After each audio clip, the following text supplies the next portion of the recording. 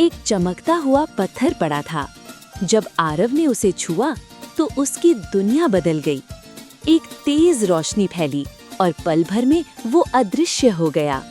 जब उसकी आंखें खुली तो वो परियों की एक जादुई दुनिया में खड़ा था। चारों ओर रोशनी, रंग और हवा में उड़ती छोटी छोटी चमकती परियां। पर इस सुंदर दुनिया पर एक दुष्ट जादूगर ने कब्जा कर रखा था। भय और अंधकार फैल चुका था, लेकिन आरव डरने वाला नहीं था। पत्थर में छिपी शक्ति उसके हाथों में जलने लगी और उसने एक प्राचीन मंत्र बोला। एक जोरदार धमाका हुआ और जादूगर की शक्ति टूट गई। परियां आजाद हो गईं। वे बोली, आरव, तुम ही हमारे भविष्य के रक्षक हो। और तभी एक विशाल घड़ी के आकार का द्वार आसमान में खुल गया। ये था टाइम रेल्म का द्वार। अतीत, भविष्य और समय की लहरें आरव की चारों ओर घूमने लगीं। लेकिन अचानक धरती कांप उठी। एक भयंकर गर्जना हुई और आग से बना 40 फीट लंबा एक भयानक ड्रैगन प्रकट हुआ। Fire guardian dragon. उसकी आंखें सूरज जैसी भड़क रही थीं, मुंह से लावा टपक रहा था।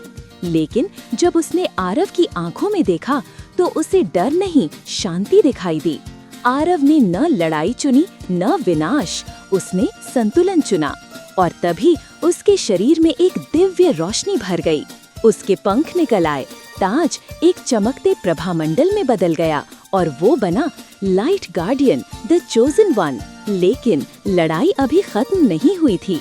आसमान फट गया और 3 डार्क गॉड्स धरती पर उतरे। 12-12 फीट ऊंचे अंधकार से बने राक्षस। बिजली कड़कने लगी, जमीन टूटने लगी। आरव और डार्क गॉड्स के बीच एक भयानक युद्ध शुरू हुआ। प्रकाश और अंधकार भिड़ गए, तलवारें चमकीं, ऊर्जा की लहरें उठीं और अंत में एक विशाल फाइनल गेट दिखाई दिया जिसमें पूरी ब्रह्मांड की शक्ति थी। आरव समझ गया, अगर वो इस द्वार को बंद कर देगा तो सब सुरक्षित होगा।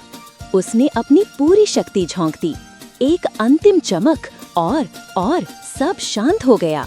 जब धुंध छटी, आरव खुद को एक नई शांत जादुई दुनिया में खड़ा पाया।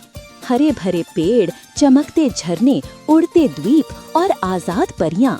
वो अब इंसान नहीं, वो बन चुका था द गार्डियन ऑफ वर्ल्ड्स।